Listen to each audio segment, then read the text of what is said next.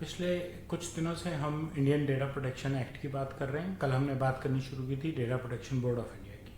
आज हम बात करेंगे कि उस बोर्ड के पास क्या एग्जैक्ट पावर्स हैं, वो क्या क्या कर सकते हैं। मेरे यूट्यूब चैनल पे आपका स्वागत है, जिसपे आप रोज़ डेटा प्राइवेसी पे नया कंटेंट देख रहे हैं। और जैसे कि मैंने कहा, आज हम बात करने वाले हैं कि हमारे डेटा प्रोटेक्शन बोर्ड के पास पावर्स क्या क्या हैं। डेटा प्रोटेक्शन बोर्ड क्या है?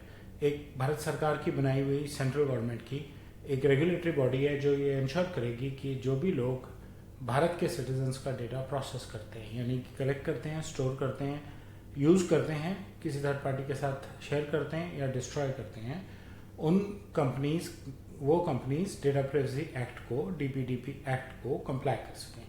जिसका इनडायरेक्ट मतलब ये है कि वो उनके पर्सनल डेटा की रक्षा कर सकें, उनका मिसयूज अवॉइड कर सकें। राइट, प्राइवेसी लॉज को इन्फोर्स करेंगी। कौन करेगा? Data protection board of India. Data principal के राइट्स, वो अपना डेटा देखना चाहते हैं, अपना डेटा डिलीट कराना चाहते हैं, उनके राइट्स को कौन मीट कर रहा है, नहीं कर रहा है। डेटा प्रोसेसिंग एक्टिविटीज़ क्या यूज़ कर रही है फिड्यूशरीज, एक इम्पॉर्टेंट एस्पेक्ट है। और DPDP board, data protection board ये देखेगा कि डेटा प्रोसेसिंग एक्टिविटीज़ क्या हो रही है। रेगुलेटरी रिक्वायरमेंट है जिससे कि बोर्ड को ये तसल्ली रहे, भारत सरकार को ये तसल्ली रहे कि आप जिस तरह से डेटा प्रोसेस कर रहे हैं किसी का, उसमें ब्रीच होने के चांसेस बहुत कम हैं। वो आपकी एज अ प्रिंसिपल आपकी कंप्लेंट्स को एक्सेप्ट करेंगे, फिड्यूशरी से बात करेंगे, फिड्यूशरी की प्रैक्टिसेस को चेक करेंगे, फेयर तरीके से तय करेंगे कि गलती किसकी थी, फिड्यूशरी की थी या आपकी थी, और इंश्योर करेंगे कि वो पर्टिकुलर फिड्यूशरी, वो पर्टिकुलर डेटा प्रोसेसर जो है वो इंडियन डीपीडीपी एक्ट 2023 के साथ कंप्लायंट हो। ब्रीच पता लगे, अगर बोर्ड को ब्रीच पता लगे तो बोर्ड क्या क्या कर सकता है, उनकी पावर्स में क्या क्या आता है। सबसे पहली बात, उनको ब्रीच के बारे में इंक्वायर करना पड़ेगा, पूरी डिटेल इन्फॉर्मेशन कलेक्ट करनी पड़ेगी। क्यों हुआ, कैसे हुआ, हम ऐसा क्या कर सकते हैं कि ब्रीच का इम्पैक्ट मिनिमाइज हो सके। जैसे मानिए आप एक ई-कॉमर्स वेबसाइट है और आपके यहाँ से क्रेडिट कार्ड्स की इन्फॉर्मेशन चोरी होगी।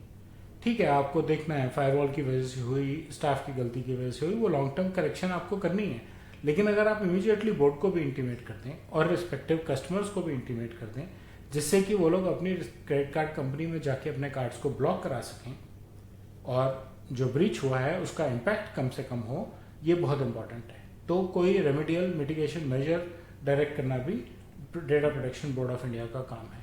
वो ब्रीच के अंदर इंक्वायर करेंगे, कंसेंट मैनेजर अपॉइंटेड है कि नहीं है, ज़रूरत थी क्या, अगर वो अपॉइंटेड है तो उसने अपना काम ठीक से किया था। ये जो ब्रीच हुआ है, जो लगता है कि ब्रीच है, क्या इसके लिए फिड्यूशरी ने कंसेंट लिया था?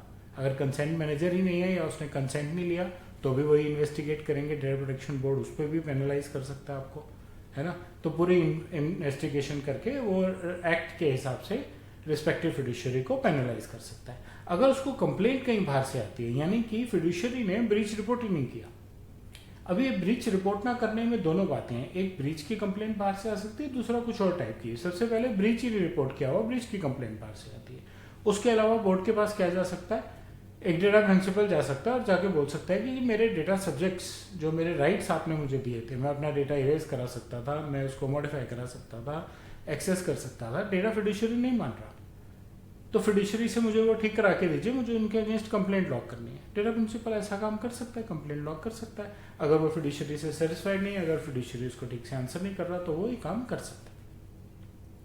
अगर फिड्यूशरी ने बिना कंसेंट लिए डेटा प्रोसेस कर दिया तो भी वो जो डेटा प्रिंसिपल है वो बोर्ड के पास जा सकता है कि सर मेरा डेटा बिना मेरे से पूछे प्रोसेस किया गया। बोर्ड का क्या काम है, बोर्ड उनसे डेटा डिटेल इन्फॉर्मेशन कलेक्ट करेगा, वो फिड्यूशरी को भी बुलाएगा और फिड्यूशरी से फीडबैक लेगा। ये ज़रूरी नहीं है कि हर प्रिंसिपल की कंप्लेंट जो है वो वैसे ही हो जैसी प्रिंसिपल को दिखती है।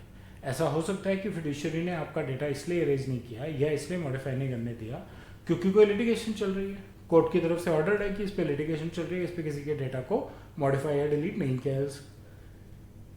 उस केस में आप क्या करेंगे, कुछ नहीं कर सकते। आपने राइट टू बी फॉरगॉटन, आपने कहा मेरा डेटा मत प्रोसेस कीजिए, लेकिन फिड्यूशरी प्रोसेस कर रहा है। क्यों? क्योंकि उसको कोर्ट ने लिटिगेशन के लिए बोला हुआ है या किसी लेजिटिमेट इंटरेस्ट में ज़रूरी है पब्लिक सर्विस में कि भाई इसका तो डेटा प्रोसेस होगा ही होगा, कंसेंट की ज़रूरत ही नहीं है। तो बोर्ड का ये काम है कि वो तय करे कि जो कंप्लेंट आई है उसमें फिड्यूशरी की गलती है या कोई और एलिमेंट है, एंड अकॉर्डिंगली पूरी तरह से इन्वेस्टिगेशन करके जिसको पेनल्टी इंपोज करनी पड़े, पेनल्टी एक्चुअली लगेगी तो सिर्फ फिड्यूशरी को, अगर उनकी गलती पता लगेगी तो फिड्यूशरी को रिस्पेक्टिव पेनल्टीज लगा के पिनलाइज कर सकें और आगे के लिए गाइडलाइंस दे सकें कि ऐसे ब्रीच को कैसे फ्यूचर के लिए अवॉइड किया जा सकता है। की फंक्शंस क्या हैं बोर्ड के, हमने कल भी डिस्कस किए थे, आज फिर बात कर रहे हैं। उसका सुपरवाइजरी रोल है कि वो डीपीडीपी एक्ट की कंप्लायंस को मॉनिटर करेगा। वो देखेगा कि सारे फिड्यूशरीज और सारे प्रोसेसर्स डीपीडीपी एक्ट के साथ कंप्लायंट है। वो एक एनफोर्समेंट अथॉरिटी की तरह एक्ट करेगा। उसके पास कंप्लेंट्स आएंगी, वो फिड्यूशरी से बात करेगा, फिड्यूशरी के कंसर्न समझेगा। ऐसा भी हो सकता है कि फिड्यूशरी कंसर्न लेके जाए, जरूरी नहीं हमेशा कंप्लेंट का आंसर करने के लिए जाए। और वो इंश्योर करेगा कि डिस्प्यूट रेजोल्यूशन बहुत ट्रांसपेरेंटली की जाए। एडवाइजरी रोल क्या है उसका, वो गाइडलाइंस इशू करेगा टाइम टू टाइम। अगर कोई नई चीज़ या कोई गाइडलाइन आई है जिससे कि लोग डीपीडीपी एक्ट से कंप्लायंट हो सकें, वो बेस्ट प्रैक्टिसेस इशू करेगा, डिफाइन करेगा कि अपने डेटा को प्रोटेक्ट करने और अपनी कंपनी को डेटा प्राइवेसी से कंप्लायंट रखने की बेस्ट प्रैक्टिसेस क्या हैं। तो ये पावर्स हैं data protection board of India की। मुझे उम्मीद है आपको मेरा कंटेंट अच्छा लगा होगा। बेल और लाइक आइकन दबाएं, मेरे चैनल से सब्सक्राइब करें और अपना फीडबैक जो है कमेंट सेक्शन में शेयर करें। धन्यवाद।